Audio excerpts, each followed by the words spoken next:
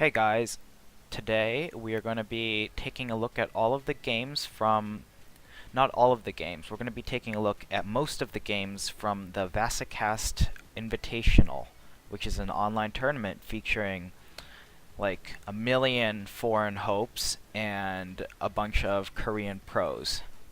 So it's kind of like who's going to be the foreigner that slays the mighty Koreans. And one of the games that I haven't seen, I saw glimpses of it, but I haven't seen the entire best of three. I did hear, though, that Happy did lose to Jaedong. Oh, spoilers, sorry. Happy lost in a score of 1-2, but he did win a single game, so we're going to take a look at how he was able to take off a game from a top-notch Korean Zerg like Jaedong and go into an analysis of what it's like to play a best of three in a tournament format like this. So that'll have some impact on the players' decisions as well, because it's not just a best of one match like in Pro League. And that's where a lot of my VODs have been coming from so far. So, without further ado, let us begin. Oh, Yansu. I think all the players were able to veto maps. I'm not 100% sure on this, because I didn't look too closely into the rules. I'm lazy, sorry. The way that the map vetoes work, and this is a best of three, so they're probably using the ladder pool, and they each veto off 2 maps, and that leaves 3 maps left, and then one person picks the starting map, and then they pick the order of the maps as well. So Happy probably vetoed oh, he probably vetoed Frost on another map, and Jaedong probably vetoed. Let's see, it's Yansu, Polar Knight, and Yansu, Polar Knight, and Habitation Station, I believe. So Alterzim and Frost, Happy might have vetoed those, and Heavy Rain, and oh, what's that other map? Daedalus. So those were the 4 maps that were vetoed by each of the players. And what vetoing maps does for you in a tournament setting is it allows you to practice more specifically on certain things, and also if you do make it into the farther round in the tournament, you can veto maps that you previously played on and reveal secret strategies on other maps that you had previously vetoed, so that your opponents don't completely know what you're going to do in the next best of X, even if they were watching your previous game. So that's something pretty cool. So, is that... Okay, so it looks like Jaedong went for a 15 pool, and we see those 2 Zerglings making their way around. It's always good to do this as a Zerg player, because if the Terran player sends both of their Reapers, then you're going to be in a lot of trouble, because these 2 Zerglings will be able to deny your click, please, thank you. You're an actual SEV from building, and you have to send your Reapers back, and it's just a pain in the butt.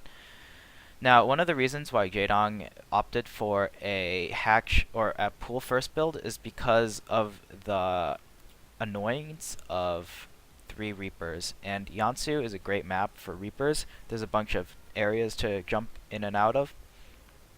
So like Yansu and Heavy Rain would be the 2 main maps that you might want to do a 15 pool on, so that you have the queen out and you can get a higher queen count and faster speed to deal with the 3 Reaper harass, because if you don't, 3 Reapers can tear apart a mineral line, they can tear apart Zerglings, they can even kill queens. What they can't do is kill buildings. Ooh! So close, Happy. So yeah, that's what 3 Reapers does, and this is a good map to do it, so that's why Jaedong's opting to play a lot safer instead of taking a small economic advantage with the 15 hatch first. And as we can see here, Happy isn't doing a full committal. This is, after all, the first game of a best of 3. Each player they're just kind of like poking each other with sticks to see if there's any abnormalities that are occurring in the game. But it looks like it's going to be a standard game thus far. Spoiler alert, Happy wins this, I believe, because Jaedong wins the next 2. I only got a chance to see the ones that Jaedong lost. Oh! Well, this is probably why Jaedong lost. There are 2 more barracks in a very hard to spot position, And Jaedong's Overlord's going in right now. He's not really doing a very good Overlord scout, though. He's sending one in, and he doesn't see a third, and he's not even sending in a second one to get 100% scout. Yeah, looking on the minimap. He just sees a barracks and a factory with stim. He doesn't see the third CC, or he doesn't see the other two barracks going up. Oh, he might have seen the starport, though, because I think that was placed right before the Overlord died. But either way, he doesn't even have a Baneling Nest yet. I don't think he knows this is actually coming, so Happy might be able to take him completely off guard. Now, the build that Happy's doing, which is a two base marine bio build that is designed to hit at about 10 minutes into the game with stim and +1 if you soak shoes, but Happy is opting not to get an engineering bay with this. And what it does is it counters... Well, let me explain something. So, the Zerg player, if you're going for a 3 command center build, the Zerg player normally delays their Baneling Nest till about 9.5 minutes. Because they know they won't need Banelings until the 11-minute mark, and that's plenty of time getting the Baneling Nest at 9 minutes and 30 seconds. But against this push, it hits a full minute earlier, so you're not going to have a Baneling Nest done. And I've been looking at the production tab, and I don't believe Jaedong does have a Baneling Nest. Looking on the minimap, you can see two... Okay, yep, there it is. Alright, so this is a very, very late Baneling Nest, and I think he only did it because of the Zerglings seeing all of these units and those two units moving out. So already, Happy kind of made a little mistake by revealing these units, but it doesn't really matter because Jaedong was caught completely off guard. Looks like he's gonna lose this game in a pretty one-sided manner, as he just wasn't able to scout Happy's build and react to it properly. This isn't the build that Happy's doing. It's not the best. Oh my god, those drones! It's not the best build to do every game on ladder, but it is a great build to pull out in a best of 3, especially versus someone like Jaedong. It really forces the Zerg player to scout as much as possible, and to make sure you're not doing anything tricky. Like, that was really bad by Jaedong. He was kind of playing a bit greedy, even though that Overlord scout did not see anything. When you don't see anything with a scout, with any race, like an Observer, a Scan, a Reaper, an Overlord, you need to make sure that you prepare for everything, because unless you've actually seen the building, you cannot assume that your opponent did not build it. So that's why it's a big relief when you see a third command center, because you know that there's not going to be anything else, and yeah, there can't be anything else because all your money's going into the third command center. But Jaedong didn't see a second factory. He did not see a starport with Tech Lab, I think. And he definitely did not see those two Raxes. So he was completely taken. And his Overlord at the natural didn't see a third and fourth gas, so it wasn't going to be a fast 2-base mech build, or a mech build at all. So he really didn't do a very good job scouting at all. And Happy took advantage of that and is able to get basically a free win off of Jaedong, which is pretty great. Hey, I'd want to be up a game against Jaedong in a best of 3. You gotta take every advantage you can get. So Polar Knight's gonna be the second map, and looks like we're gonna see a 15 hack from Jaedong and a Reaper expand from Happy. These are two normal builds on this map. I'm kind of curious why Jaedong didn't veto this map out. I remember seeing some of his previous games in other tournaments, and he didn't seem so strong on this map. I think he likes this map because if you make a bunch of Zerglings before any pressure, so you make Zerglings at like 9 minutes, you can just kill the rocks, and then you'll be able to take a relatively free fourth base, and your third base will be under pressure. Yeah, your third base will be under pressure, but you'll be able to take a fourth base relatively free. But your third base will still be under pressure, so I guess it doesn't really matter.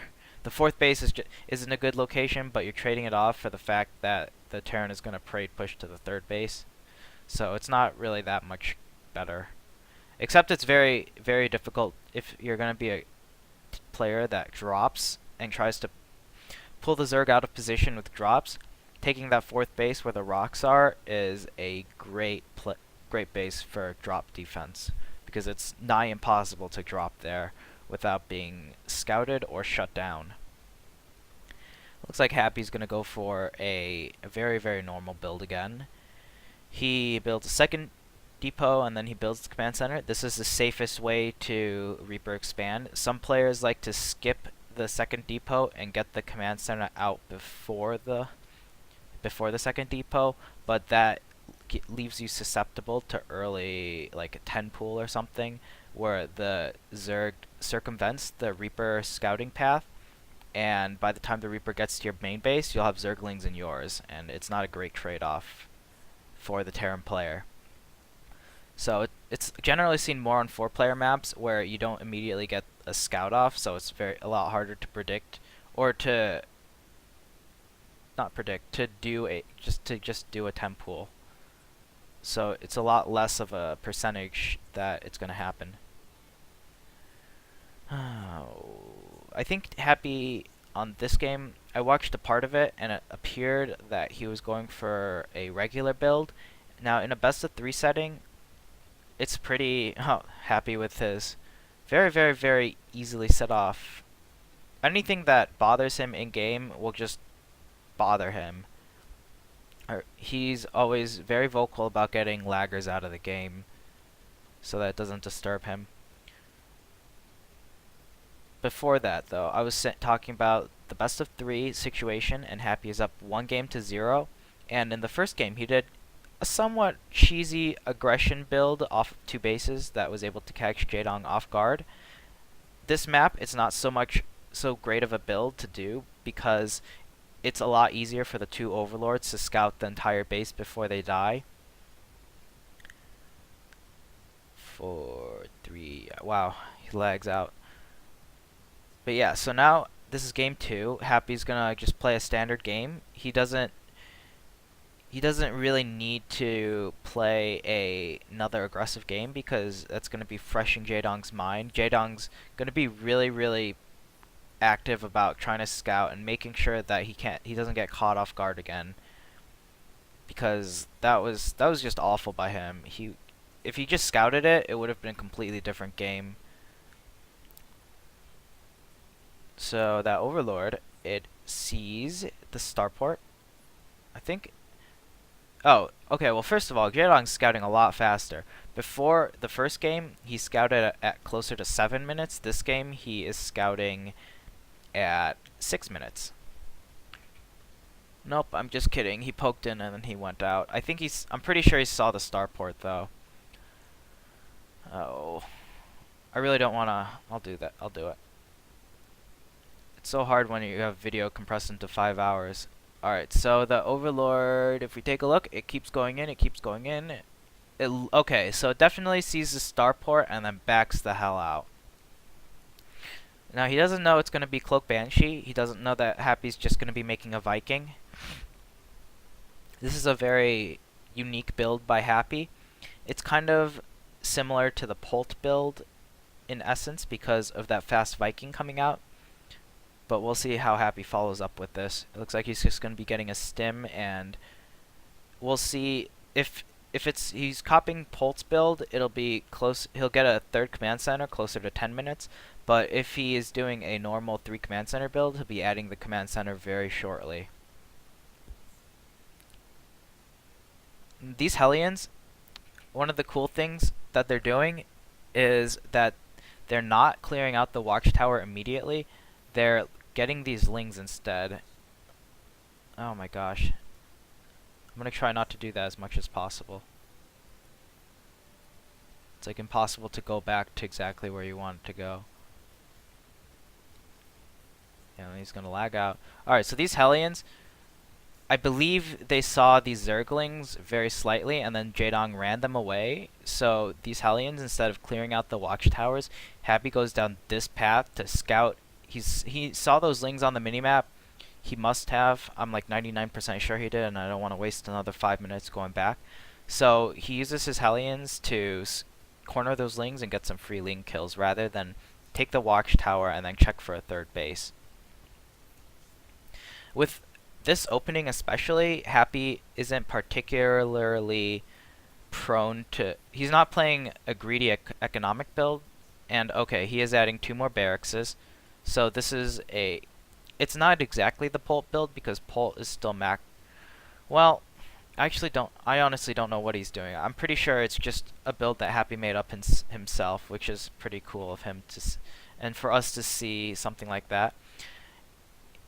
He basically he basically did a Reaper expand into a regular build, but he got a Viking out first in order to deny all of Jaedong's overlords, which is a good thing to do because this map is filled with overlord spots. There's that dead air space, there's the space behind the natural and the main, there's all these little cliffs, there's that place in the middle of the watchtower, there's that one, there's like that place, and then all around the map. So this is a very good Overlord map, and by getting a Viking on this map, it really limits Jaedong's ability to control map vision. And he's going to have to rely a lot more on creep to do that.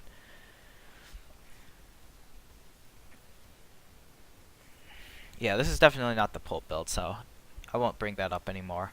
It's Happy's little own build. Did he? And I believe he only made 4 Hellions as well. Very interesting. Now Jaedong, typical Jaedong, he's going for a counterattack. And what you do is you leave your units as a Zerg player outside of vision of the watchtower or some other sightseeing area, and you wait until the Terran player starts to maybe tickle the queens or try to snipe a creep tumor. And as soon as you see these units, you know where the Terran player are, you know where the Terran player's units are, and you can just go in and do a counterattack. And it's a very small risk for being able to do a severe amount of damage. But Happy's wall was up, so counterattack is not going to do so much damage after all.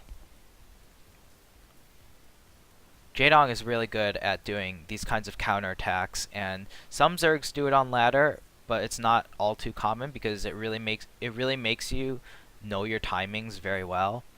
And as we can see here, Happy clearing the creep out in preparation of most likely it going towards Jaedong's possible 4th base location.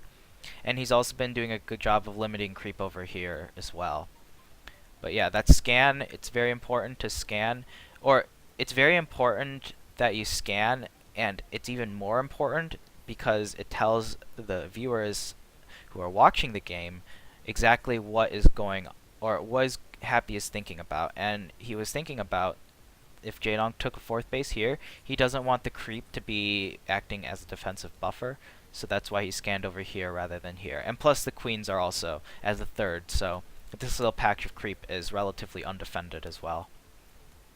Looks like this Hellion Reaper force is going to be picked off. It's not the biggest deal in the world. Happy still gets a good trade-off, and it doesn't actually end up dying. Jaedong kind of overextended there, and he lost, I would say, about 10 lings, so that's equal to 5 drones, or 5 larvae that could have been used for something else. And now it's not that important, but it adds up. If a Zerg player does that like 2 times, then they're going to be really, really far behind. Even though the supplies are relatively the same, it's all about how much the Zerg can produce at one time, and by losing units for free, it's pretty much the Terran mantra. If the Zerg player can lose units for free, and the Terran player can do a lot of damage without keeping their army alive, like what Happy's doing, he just got like 2 overlords and cleared all this creep. That's really, like, by chipping away at the Zerg player, Happy is going to be able to overwhelm Jaedong and take the game. It looks like, yeah, so he lost 20 Zerglings for 1 Reaper and 1 Hellion, so that's really good for Happy. Like, imagine if Jaedong had 10 more supply in Zerglings. This would have been cleaned up very easily. And Jaedong, he's kind of, I don't know about this decision, engaging off of creep, especially with slow Zerglings. I really hope to see him move the queens forward and respread creep as soon as possible. Oh! I wouldn't mind could have killed all the banelings.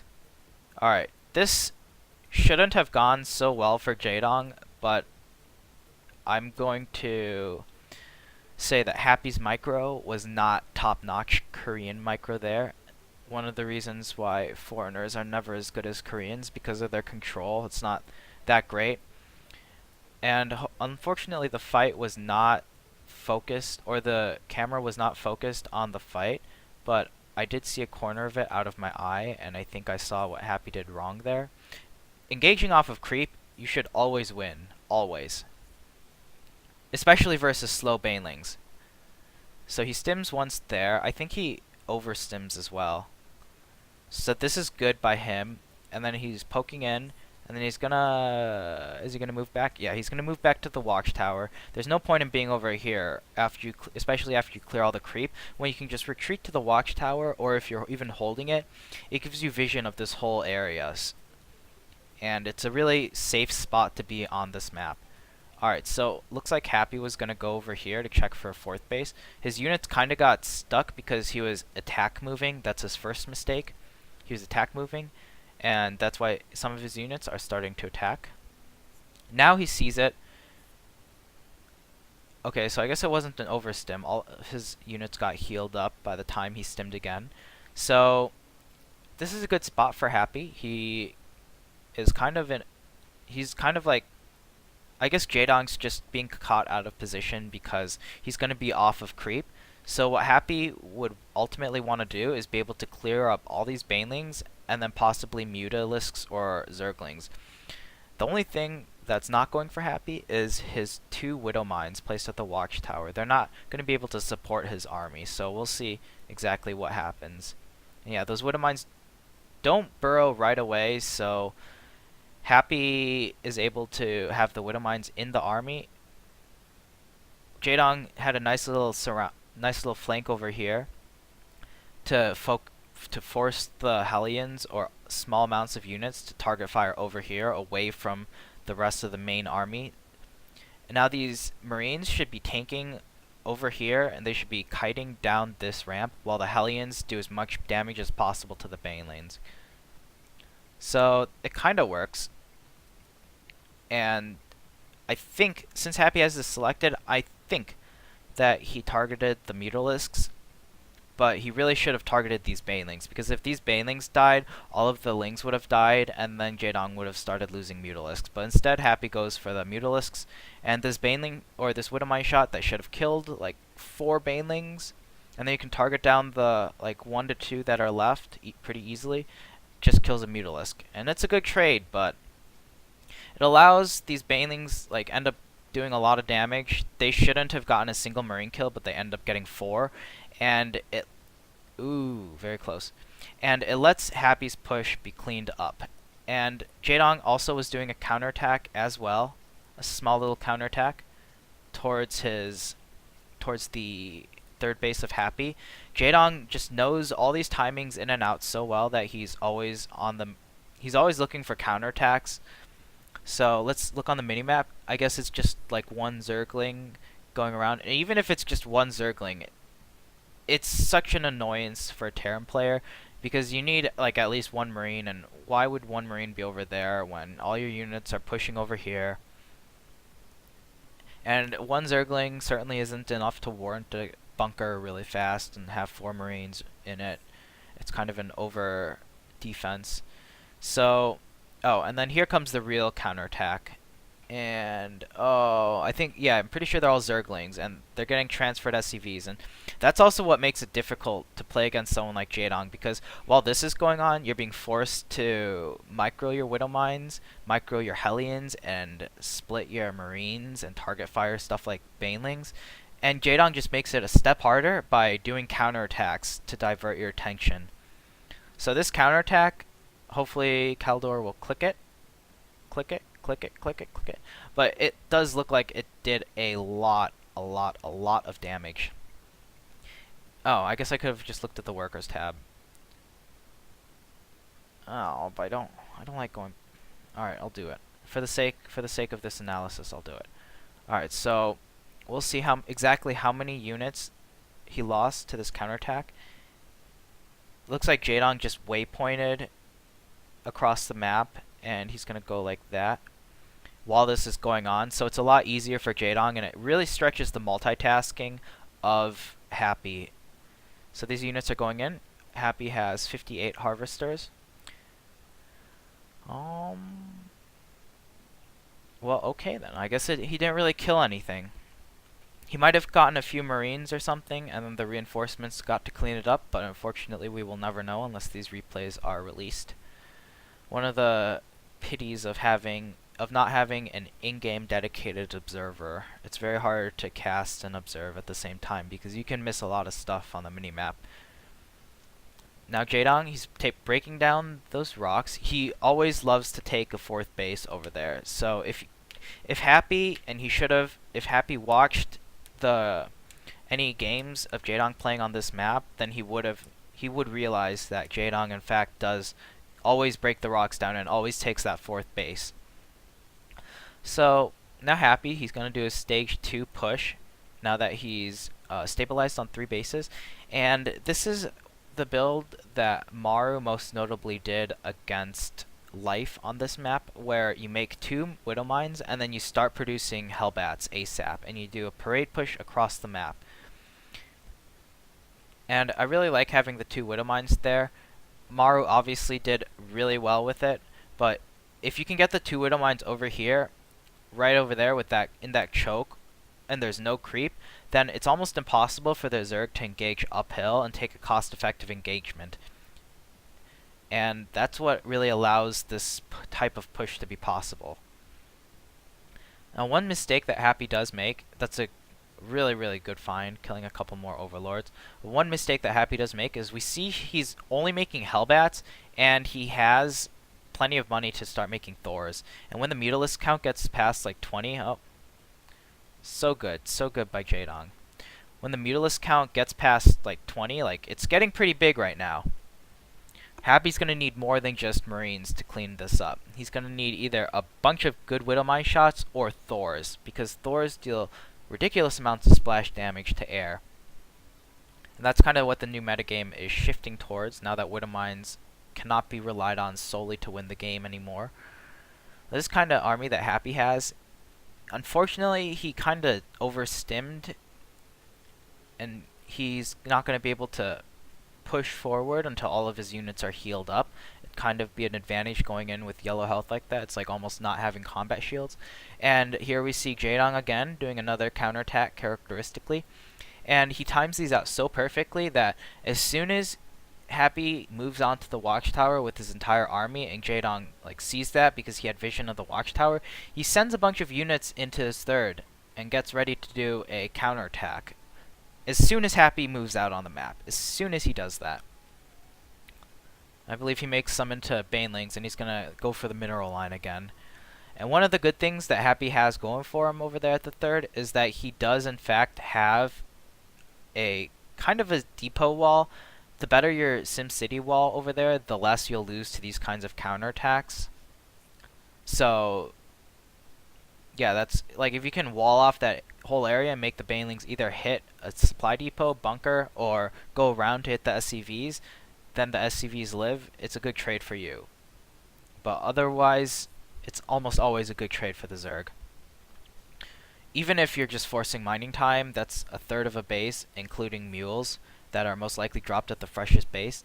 So really, like, you don't want to lose any mining time as the Terran player, and when something like that forces you to run your SCVs, you lose a critical chunk of your income.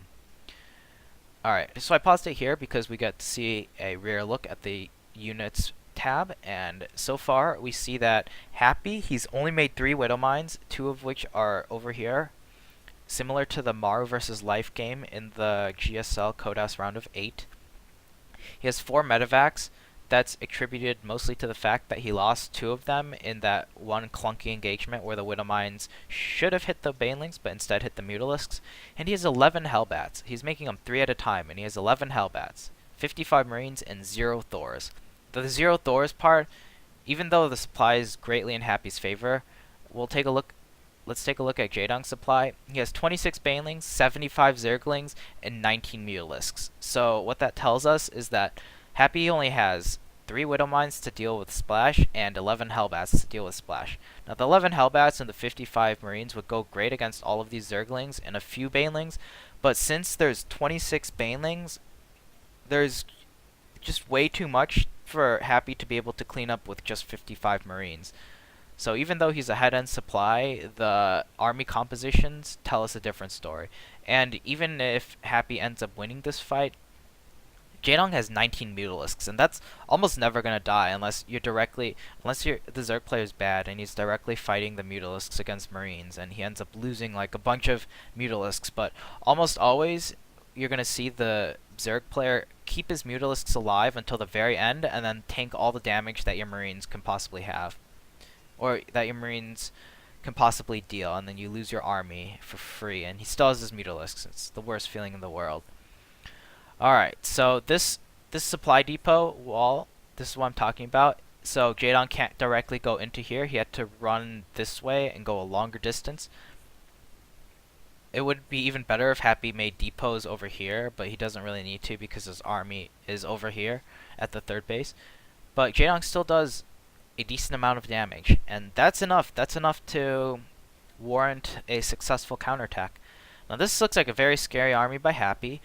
But, once again, he only has Hellbat Marine, and he has nothing to deal with the 19 Mutalisks. And if Jaedong just makes Mutalisk Baneling, he can basically A-move, and no amount of kiting will win you the game, because the Mutalisks will reign freely. So, what we see here is that Jaedong's going in with his Mutalisks for counterattack. Very smart by him. He's going to be using his Zerglings and Banelings to delay this as much as possible until the Mutalisks come back. So Jaedong does not want to take a fight here, but Happy does want to take a fight. So those Widow Mines go off. Already, like, Jaedong's trading pretty decently. I mean, no one's getting a better edge of it, but it's a good trade for Jaedong because he has the defender's advantage.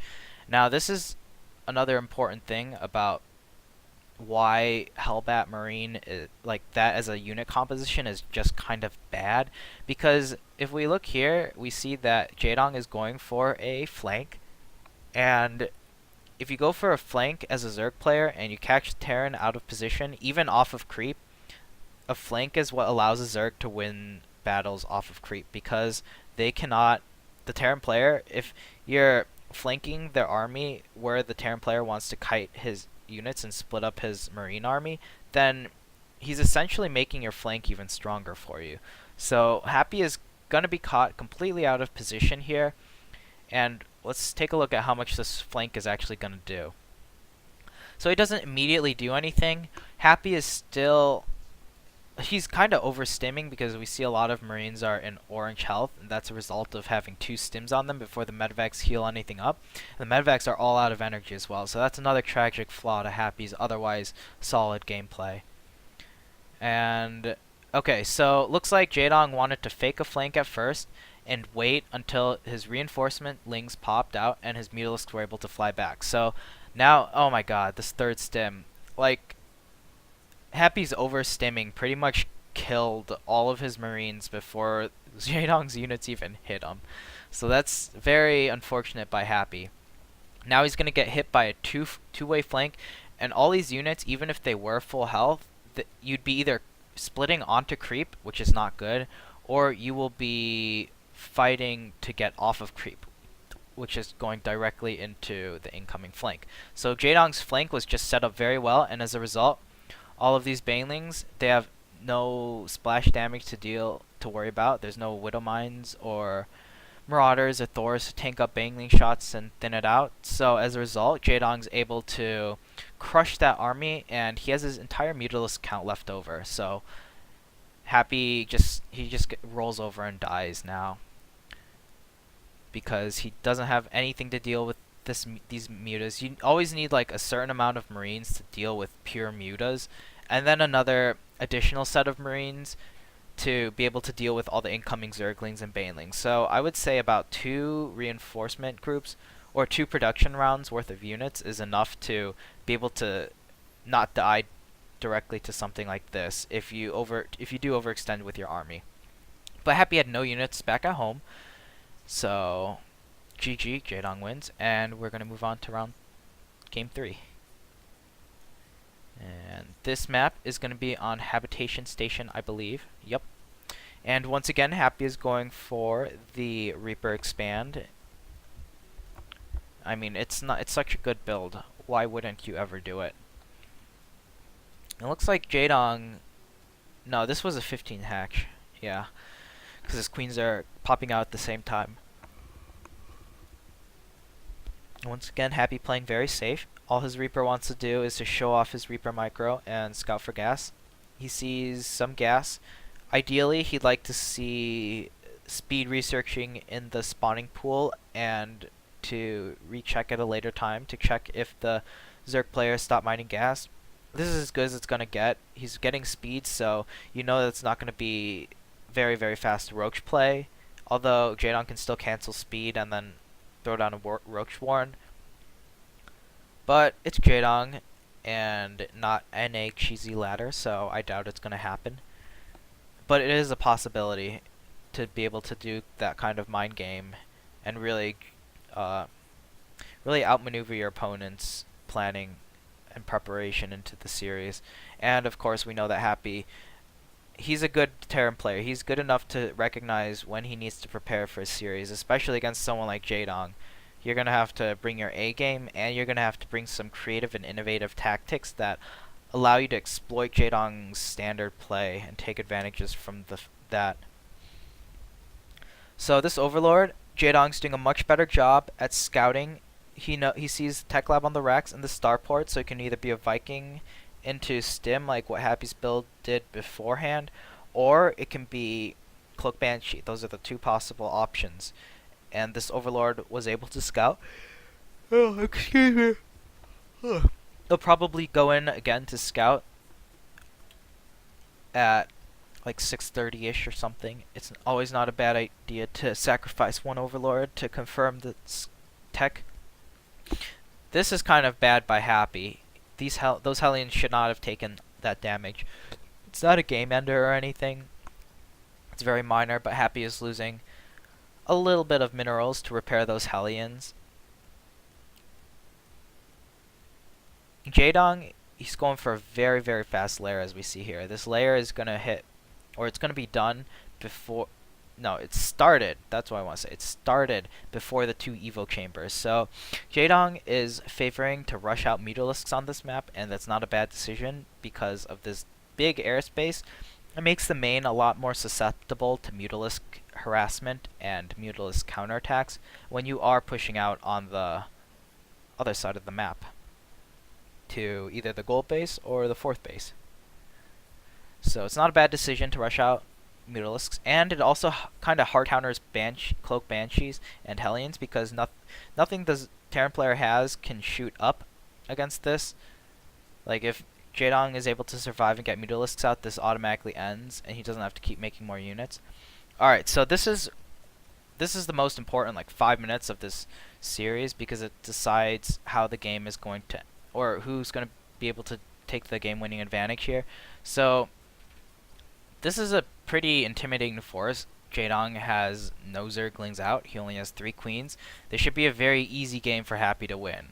Unfortunately, Happy's only on 33 SCVs, and he fails extremely hard in doing any sort of macro. I don't even care about this. He's dealing so much damage, and there were only 3 queens there. Jaedong's lost 3 queens, and he's losing a bunch of drones. And so far, Happy, he's still at 33 workers. Still no SCVs building. Maybe he had like a SCV stuck, or he mishotkeyed something, so he couldn't keep making SCVs. But yeah, now he starts making it. So he missed a full production round over there, which is not great for him at all. And now this is also not a good spot for Happy to be in because he knows that Jaedong's going to be only making lings at this point on. Why would you drone at this time? So being on creep allows lings to win battles versus Reaper Hellions. A better position for Happy would have been to be either over here and to keep darting in and out so that he wouldn't get surrounded on creep, or to go over here, just like be off the creep, please. Just get off the creep. You don't want to be on the creep when the Zerg arrives. And you can understand like him wanting to kill this base, but why couldn't he move all of these units to just over here? And as a result, Jaedong is able to kind of clean this up, but if we look at Happy's like macro behind all of this, he's doing terrific damage, but the fact that he just is not macroing whatsoever makes this an absolute fail of a game for him. Happy did game-ending damage, but because he's just not macroing at all, he basically lost any advantage he gained from what this did in terms of damage, because he could be in a great economic position right now, but he's still... Alright, Jaedong's lost 5 queens, 36 zerglings, and 8 drones, and he's still up in harvester count. Like, what? What? It's inexplicable for Happy to be at less than 2 base full saturation by 10 minutes into the game and having received no economic damage whatsoever. So this was just very sloppy play by Happy. He was probably suffering from nerves because the score is 1-1, and he is playing against Jaedong as well. So whatever the reason was, his macro was just a lot worse than it normally should be, like on a ladder game versus in a tournament setting. This is where we see performance matter a lot, and like he's doing terrific damage, but he's just not making SCVs at a constant rate. And like Jaedong's he's still ahead in workers. He's still ahead in workers. What is this? He's lost so many units, but just because he's spent his money and Happy hasn't means that Happy has a 30 supply deficit, and Mutalisks are going to be out, and he has no counter to them whatsoever because all of his racks are late. All of his production is just delayed by a good half a minute to a whole minute. And this is all from Happy, I guess, over microing. Just something went wrong, some sort of anxiety issue or something that resulted in his poor macro play. And that's something to be aware of during tournaments. This is the most common time to happen, where you suffer from nerves, and as a result your mechanics start to suffer because you get tunnel vision. And Jaedong, he's been in this position a million times throughout StarCraft 2 and Brood War. Happy, maybe not so much. He's been able to kind of recover, but this game is so... like, Jaedong is in such a good position, despite having all this economic damage dealt to him, that, like, yeah, 21 drones, oh my god. Yeah, he's in such a good position that he's going to be able to win the game with a Roach Baneling all-in. Well, I guess when I say he's in a great position, I'd be kind of lying, because if he was in a great position, he would drop 2 Evo Chambers and then just play a macro game, or maybe get upgrades and do a Roach Baneling attack. But he realizes that his economy can't afford to get those upgrades up and units and all the tech that he's researching, so he has to cut some corners somewhere, and he chooses to do so in upgrades. So this is very all-in by Jaedong, but Happy, he has not scouted this. All he's seen is Mutalisks, and he just has no idea this is coming. And it's similar to game 1, where Happy catches Jaedong off guard, Jaedong catches Happy off guard. And against this many Roaches and Banelings, you need siege tanks, period. And Happy's he's not getting siege tanks, so this is going to be kind of a stomp for Jaedong. And we see Jaedong's up 50 supply now. It's not so important right now because he is making Roaches, and Roaches do fill up your supply very fast, so the supplies are really misleading. But Happy, he doesn't know what's going on. He knows he has to be in a defensive position, so that's good recognition by him because he is kind of behind. But he doesn't know what Jaedong's doing. This Banshee, it was going in to snipe the third, but it really should have been going in to check what kind of unit composition, like to just either go up here or go over here to try to see what Jaedong's doing. Because right now, all Happy knows is that Jaedong is going Muta Baneling and he's playing a macro game. But Jaedong hasn't even thrown down the 2 Evo Chambers yet, and Happy has just assumed that Jaedong is getting those 2 Evo Chambers and playing a normal game. Oh my god, these bunkers are not going to do anything. And as good as his splits are, as hard as he micros, Jaedong can just A move and he is able to take the game. And Happy's just getting clogged to death by these Zerg units. Ugh, scary. So that's pretty much the end of that game. So that's going to be the first VOD. I'll probably do a bunch more others because there were a lot of Terran foreigners that we normally don't get to see actually play, and against Koreans as well, not just against foreigners. So we really get to see how the Koreans versus Terrans or foreigners kind of lines up. So to recap this best of 3 series between Happy and Jaedong, Happy was able to catch Jaedong because Jaedong made a scouting assumption and didn't fully scout Happy's 2-base push coming in, and Happy was able to take a quick win in game number 1. Game number 2 was a much more even game, a much more macro-oriented game as well, but we saw that Jaedong's relentless counterattacks as soon as Happy's main army moved out of defensive position to cover his 3rd base and natural, it was just relentless. And Jaedong did counterattacks like 4 to 5 times that game to Happy's 3rd base and just wore Happy down. And Happy also had a bad unit composition. His macro wasn't bad that game, but he just maxed out on the wrong things, and as a result he wasn't able to win any battles because all he had was Marine, Hellbat, and like 4 medevacs, which is not even enough to be able to get that healing power that you really want to be able to sustain those weaker units such as Marines. And then like Hellbats just soak up all the energy so fast like Marauders do. And then game 3 we saw in Habitation Station, Happy doing a great job at dealing damage to Jaedong, but because of his lack of macro and his I don't know, I'm just going to call it anxiety by playing versus Jaedong, he fails to macro, and whatever damage he's done is negated because of that, and Jaedong is able to win the game because Happy made a mistake that Jaedong made in game 1. He didn't scout for what Jaedong was doing, and he just assumed that Jaedong was going for a Muta Baneling play, even though Jaedong didn't make the 2 Evil Chambers, and he made a Roach Warren and a Baneling Nest. Well, what Happy saw was the gas at the 3rd taken. He saw Baneling Nest. He didn't see the Roach Warren. Jaedong hit the Roaches fairly well.